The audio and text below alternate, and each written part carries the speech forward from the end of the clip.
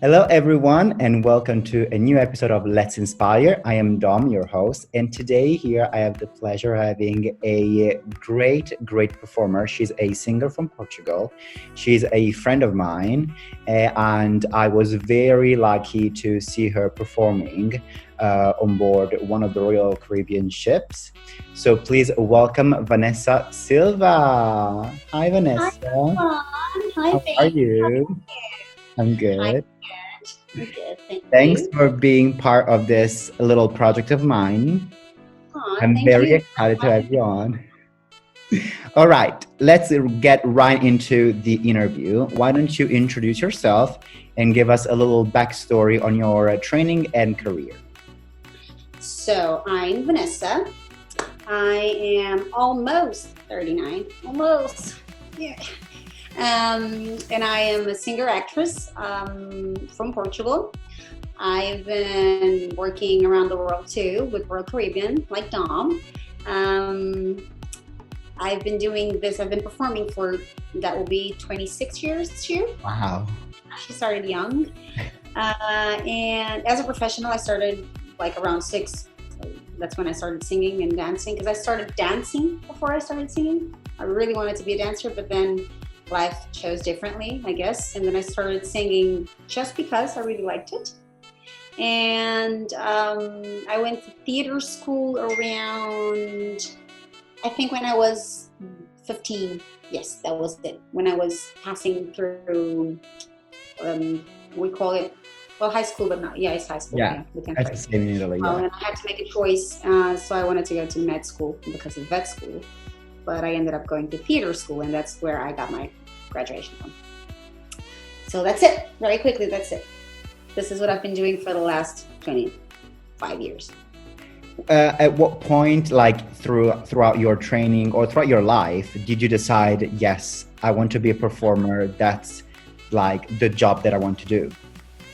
I think I kind of always wanted, like I think I always knew it that I really wanted to perform, but because deep down I really wanted to be a vet. I took things as far as I could to do both, which ended up being impossible because I was very lucky. As I was saying before, I started working when I was 13. That was my first TV job. I do a lot of TV here back home, a lot of TV shows. I think around that time, that's when I kind of knew that probably my way was going to go through arts and not med school.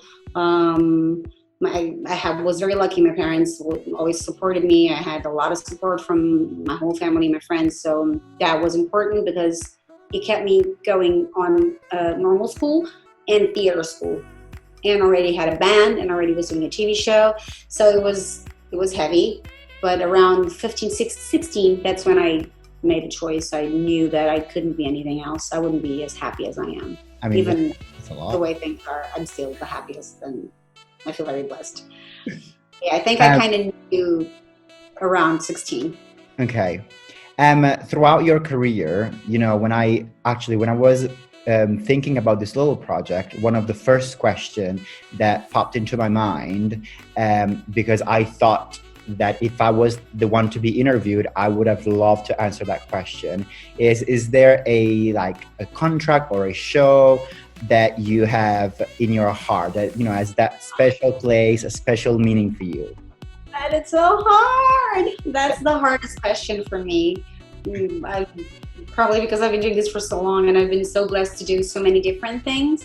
Because I keep talking on top of myself. I'm the worst with this kind of things. But I was telling you before, I studied dance for a long time, for like 13 years. And I was doing gymnastics competition at the same time. It was still around 12, 13. And then that's when I knew that I would go on a better path if I would just sing instead of just dance. And I could still dance a little bit. Mm-hmm.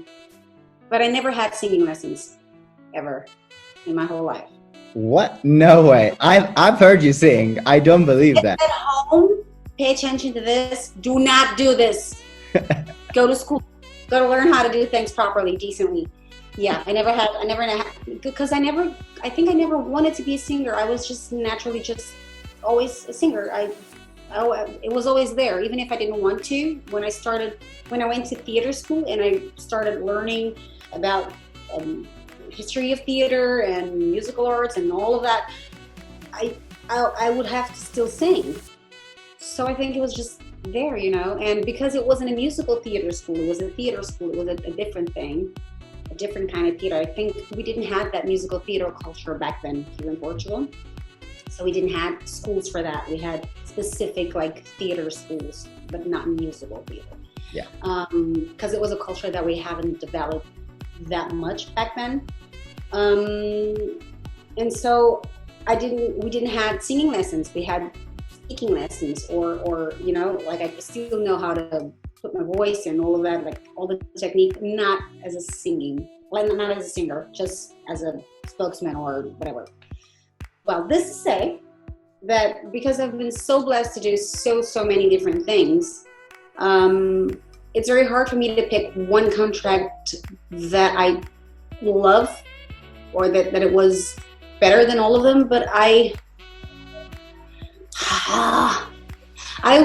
did a thing. I'm a very fan of Judy Garland.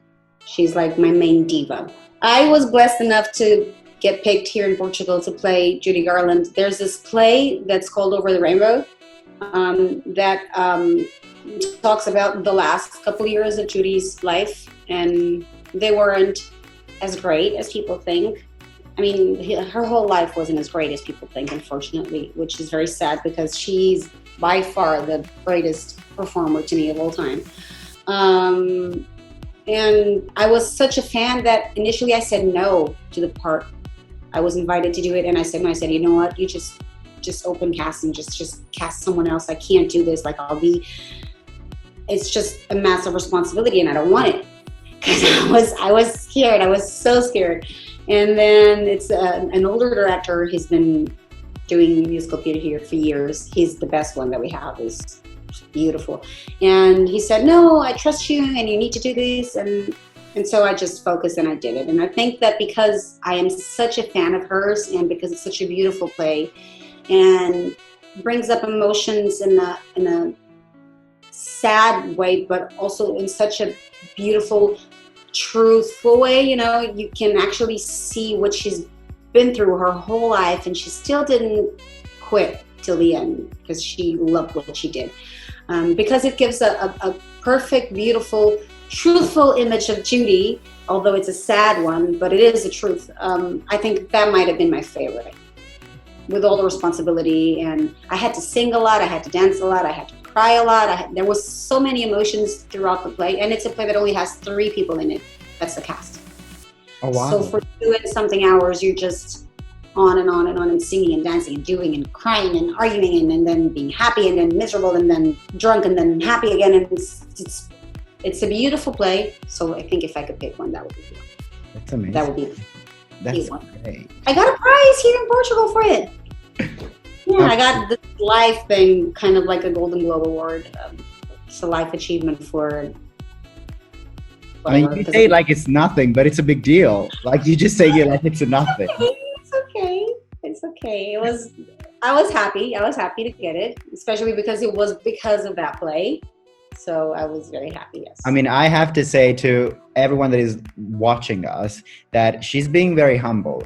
She is very, very talented. From what she's saying, she's talking about like, little things like nothing happened. She is the real deal. Just so that I put it out because it's true.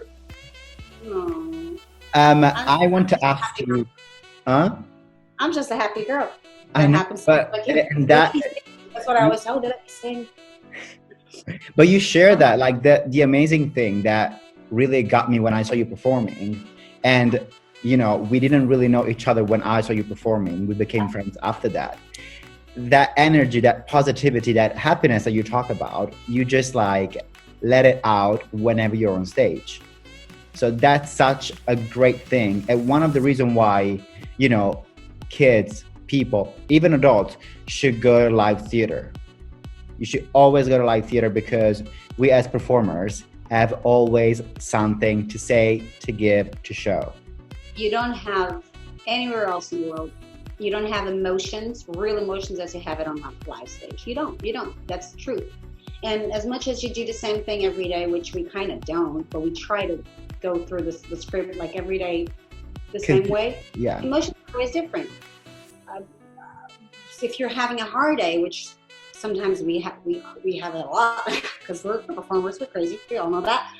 If you're having a hard day, you have to go on stage and still do the same thing that you did best. Just if you have to show happiness, you have to show happiness. Yeah. But of course, that emotion will be different because you'll be a little bit more.